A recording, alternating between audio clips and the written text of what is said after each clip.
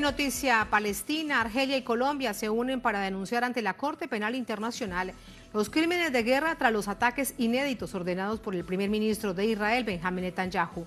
Aunque el país no es firmante del Estatuto de Roma, esto no le impide a la comunidad internacional, parte de sus estados, tomar acciones legales contra los responsables. Vamos a verlo. En un avance por detener los atroces bombardeos en la Franja de Gaza, el presidente de Argelia presentó una denuncia ante la Corte Penal Internacional contra el Estado de Israel. Exige medidas legales contundentes contra los crímenes de guerra ordenados por el primer ministro sionista, Benjamín Netanyahu. Hago un llamado a todos los líderes del mundo y a todas las organizaciones de derechos humanos a presentar una denuncia ante la Corte Penal Internacional en contra de la entidad sionista, pues es la única manera para poner fin a décadas de los crímenes ejecutados en contra del pueblo palestino, tomando en cuenta que la persecución judicial internacional es el único recurso para lograr la justicia de nuestros hermanos palestinos. El presidente de Colombia, Gustavo Petro, anunció a través de sus redes sociales su apoyo a esta denuncia internacional. Un aproximado de 124 países son firmantes de la Corte Penal Internacional, que se rige por el Estatuto de Roma en 1998. Su propósito es garantizar que la justicia en los países del mundo sea respetada y puesta en práctica de forma duradera.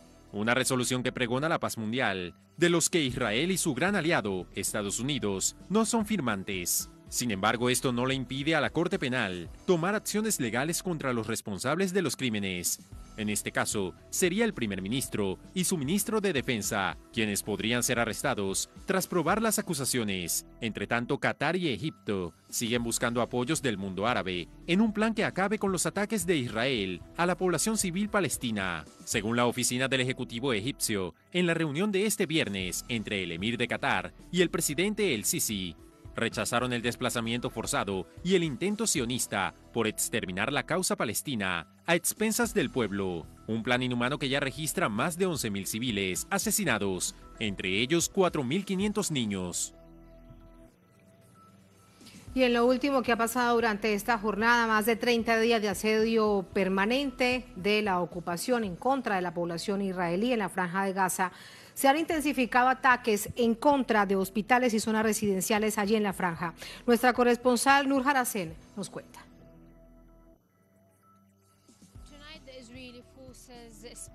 Esta noche, las fuerzas israelíes atacaron específicamente hospitales aquí en Gaza.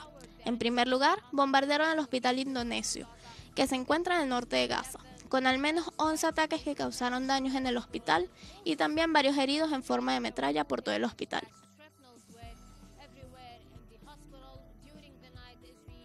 Durante la noche, las fuerzas israelíes y los tanques israelíes bombardearon el hospital de Ashifa, varios ataques que tuvieron como objetivo las casas que rodean el hospital de Ashifa, varios misiles que cayeron en el hospital de Ashifa. Al menos una persona murió y varias resultaron heridas.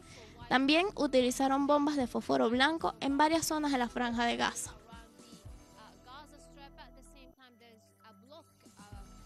Al mismo tiempo, hay una manzana llena de hospitales y también se encuentra el Hospital Infantil An-Nasir. Estos hospitales están situados en una manzana de la calle An-Nasir y ahora estas personas están atrapadas bajo el fuego israelí y se están enfriando sin comida ni agua. Estamos recibiendo llamadas urgentes desde allí. Sin embargo, ni las ambulancias, ni el CICR, ni la ONU pueden llegar a esa zona. Esta ha sido una de las noches más duras de la población de Gaza, especialmente de aquellos que se refugiaban dentro de los hospitales y dentro del hospital Ashifa, en el que ahora residen alrededor de 80.000 personas que abandonaron sus hogares y vinieron a refugiarse en el hospital Ashifa. Nur Haracen, Gaza. Allí teníamos el reporte de esta jornada. Uno de los hechos que se han registrado son muchos cuando cuenta Naciones Unidas que durante esta jornada, producto de lo que ha sucedido desde el pasado 7 de octubre, son 250 ataques a todo el sistema de la infraestructura de salud sanitaria de la Franja de Gaza cometidos por parte de Israel. Vamos a llevar todo esto a un contexto internacional, teniendo en cuenta lo que veíamos antes del informe. de nuestra corresponsal Nur Haracén. La iniciativa que ha tomado Argelia, también a instancias de organismos de derechos humanos y sociales en ese país y también Colombia. Vamos a ver esto qué significa y sus implicaciones. Para ello nos acompaña Jesús David Rojas, abogado, es doctor en Derecho Internacional Público, especialista en Derecho Internacional de los Derechos Humanos, Derecho Internacional Humanitario y Derecho Penal Internacional, es profesor universitario, analista político internacional. Profesor, bienvenido. Buenas noches, gracias por acompañarnos. Muchísimas gracias. Hay una decisión que han tomado dos gobiernos, Argelia y Colombia. ¿Deberían ser muchos más países, unirse muchos más en esa demanda ante la Corte Penal Internacional? El objeto de la Corte Penal Internacional es que no haya impunidad por los graves delitos como los ocurridos durante la Segunda Guerra Mundial. Toda la humanidad debería estar unida en una denuncia de esta clase, porque el atentado contra un grupo de personas es un atentado contra toda la humanidad, contra la conciencia. Pareciera que no hubiésemos aprendido nada de la Segunda Guerra Mundial. Yo creo que ahorita, a pesar de que, como dice la nota, Israel no forma parte del Estatuto de Roma, Palestina sí. Y hay 3 fueros de atracción para investigar los delitos o para sancionar a las personas. La primera, la que haya sido cometido por sus nacionales. La segunda, por las nacionales de un Estado suscriptor. La segunda, que se haya cometido en el territorio de un Estado suscriptor. Y la tercera, por autorización del Consejo de Seguridad de Naciones Unidas.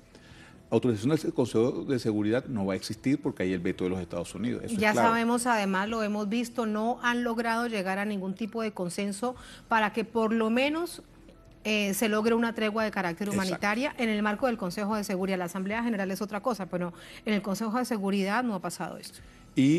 Pero Palestina forma parte y fue admitida como suscriptora al Estatuto de Roma. Por lo tanto, todos los crímenes que se cometan en el territorio de lo que es Palestina es válido. Palestina de las Naciones Unidas es observador, pero forma parte de las otras organizaciones afines a las Naciones Unidas como UNESCO, FAO. Entonces sí habría eso.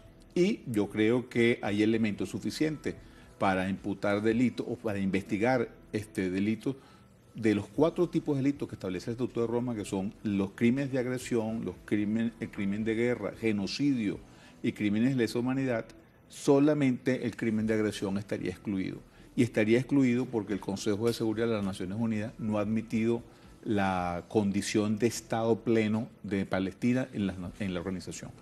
La Asamblea Nacional sí lo admitió, pero el Consejo de Seguridad ha mantenido esos estatus. Así es. Yo pienso que inclusive cuando se le planteó al presidente de la Autoridad Nacional Palestina que se ocupara de Gaza como un medio para lograr una paz, yo creo que si yo hubiese sido asesor del presidente Mahmoud Abbas, yo le hubiese recomendado que esa condición yo la acepto siempre y cuando Palestina sea aceptada en forma plena en las Naciones Unidas.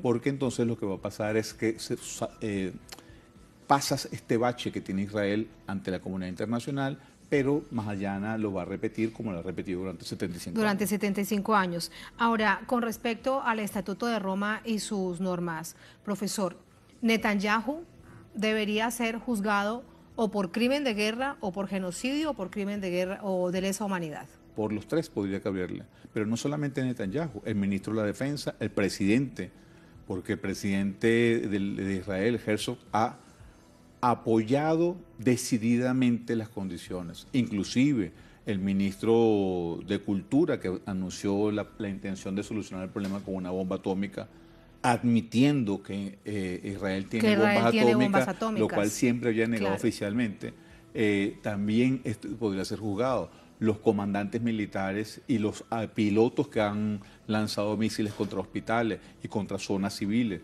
porque en el Estatuto de Roma la obediencia de órdenes ilegales no exime de responsabilidad. Entonces, en ese caso, el piloto mismo que dispara contra un hospital, él no es un error, no es un daño colateral o un error de imprecisión. Las armas ahorita son suficientemente precisas para saber a dónde estoy disparando y contra quién estoy disparando. ¿Quién lanza los misiles también en este caso, entonces? El que lanza los misiles. Hay una cantidad de comandantes militares que estarían involucrados, que podría, e inclusive como una medida cautelar, en esa denuncia podría solicitarse que tropas cascos azules ocupen Israel y que se disuelvan las fuerzas de defensa por la actitud. No es casual, si se lo está haciendo durante 75 años y Gaza lleva más de 20 años cercada, pareciera que es una política de Estado, no de gobierno, sino de Estado del Estado de Israel y de sus Fuerzas Armadas, por lo cual habría que detener a esas Fuerzas Armadas. Ahora, profesor, es con respecto a los estados, el Estatuto de Roma investiga, juzga y condena, ¿puede hacerlo a estados o a personas dentro de ese estado que tienen responsabilidad? La responsabilidad del Estatuto de Roma es individual y personalísima. No es como en los organismos de derechos humanos donde se juzga el Estado. En este caso, son las personas que ocupan los cargos. Como el caso, por ejemplo, para América Latina de la Corte Internacional de Derechos Humanos, que juzga estados. A los estados. Pero en este caso, juzga a las personas y de acuerdo a su grado de participación. Así se hizo, inclusive no solamente en la Corte Penal Internacional se ha hecho, sino también se ha hecho en el caso del Tribunal Especial para Ruanda, el Tribunal Especial para la ex Yugoslavia, el Tribunal Mixto de Sierra Leona. Hay muchos casos y antecedentes donde un jefe de Estado y su cuerpo diplomático, inclusive en el Tribunal Penal Internacional para Yugoslavia, se creó la figura de los estados criminales.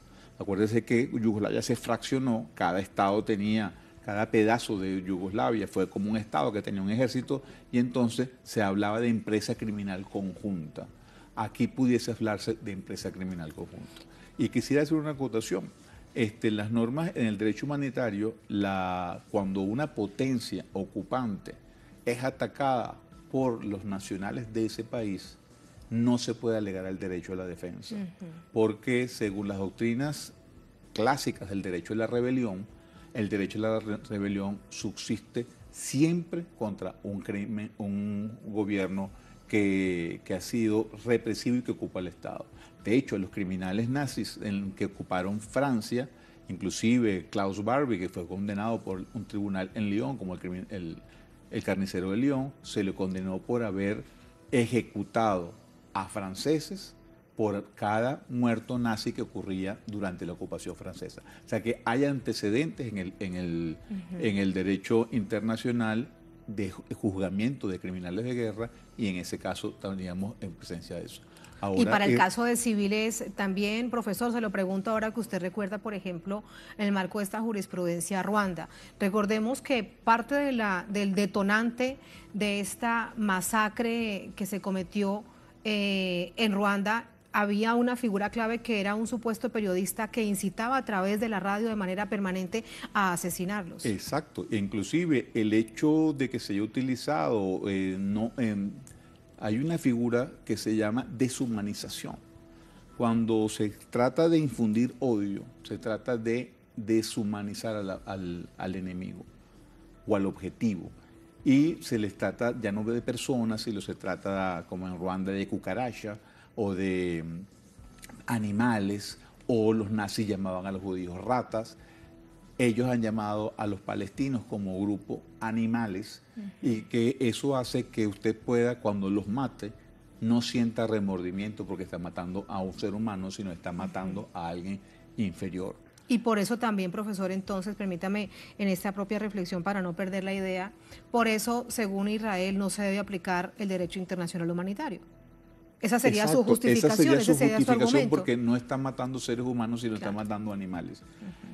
Precisamente eso es parte del crimen de genocidio, eso es uno de los elementos del crimen de genocidio, cuando usted deshumaniza al enemigo y provoca que civiles, como es el caso de los colonos, maten a palestinos, los humillen, los maten. Hay unos videos muy fuertes donde aparecen en una carretera personas con brazos cortados, una cantidad de muertos en un trayecto de la autopista. Eso es producto de los civiles, entre comillas, que son los colonos. Y recordemos que según el derecho humanitario, el civil es una persona desarmada, que no entra en partes del conflicto, sino se le considera combatiente y puede ser aniquilado por las fuerzas regulares. Está en conflicto. Si Israel le declaró la guerra a Hamas o Hamas se la declaró a Israel, hay un conflicto entre dos fuerzas, pero eso no les permite a ninguna de las dos partes eliminar a civiles, que es el que no tiene armas. Una persona que está en un campo de refugiados, unas personas que están en un hospital atendiéndose o refugiándose de lo que está pasando, no puede ser considerada combatiente bajo ningún concepto.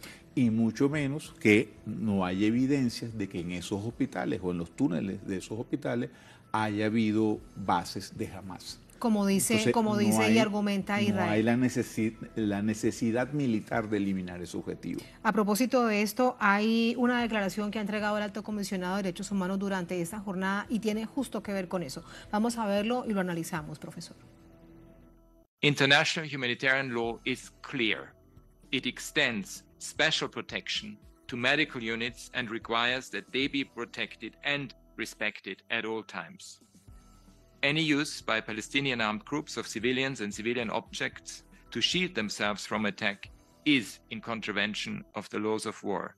But such conduct by Palestinian armed groups does not absolve Israel of its obligation to ensure that civilians are spared, that the principles of distinction, precaution in attack, and proportionality are respected.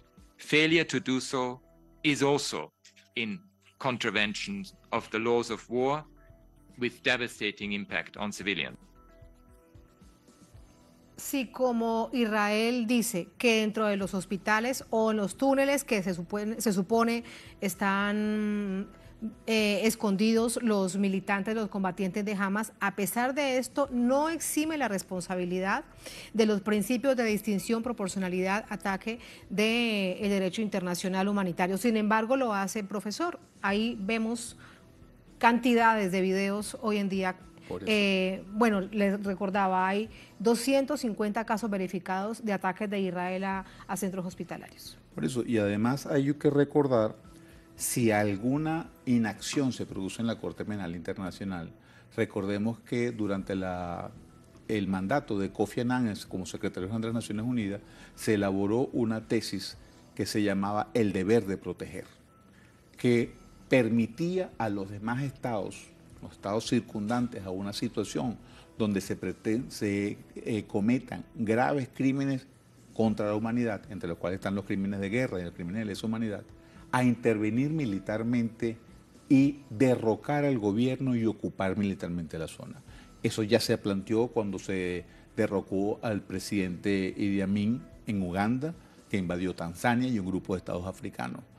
Pudiese presentarse una situación donde algunos estados árabes, como por ejemplo Jordania, que anunció que si se desplazaba la población palestina, y eso implicaba una línea roja que podía justificar un estado de guerra.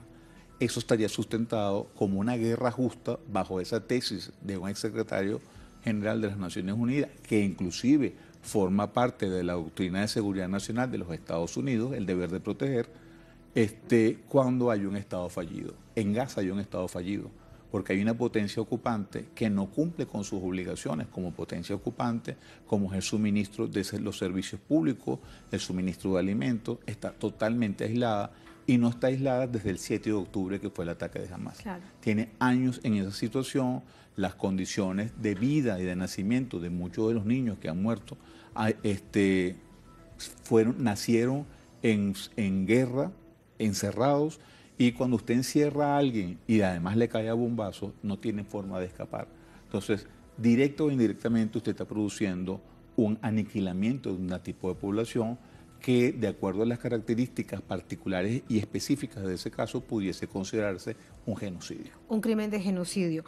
Ahora, mire usted, profesor, que todo esto está acompañado por el gobierno de Estados Unidos. Usted nos recordaba muy bien que Israel dice que se está defendiendo. Y cuando vemos las declaraciones del presidente Biden, del secretario de Estado Anthony Blinken, dice que es que usan exactamente la misma palabra, que Israel se está defendiendo. Algo tendrá que suceder entonces en adelante, y un llamado además al mundo intelectual, académico, a la jurisdicción internacional, porque algo está realmente mal, porque Estados Unidos fue parte de toda esa creación del sistema mundo que hoy se quiebra, y lo quiebra el mismo Estados Unidos. Bueno, pero Estados Unidos, recordemos que formó parte de las tropas de las Naciones Unidas que lucharon en la guerra de Corea, y una de las justificaciones era que Corea del Norte había invadido Corea del Sur, y la forma en que lucharon las tropas aliadas de Corea en la guerra de Corea se sustentaba sobre la base de que estaba siendo ocupado un país por el comunismo.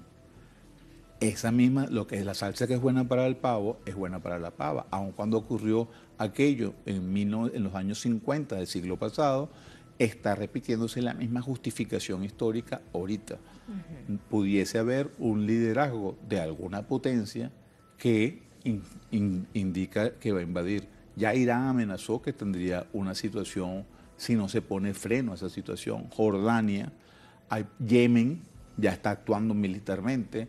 Es una situación que puede desencadenar una grave situación. Además, Afganistán ha dicho que algunos mujahidines pudiesen trasladarse en guerras de resistencia contra el Estado sionista de Israel.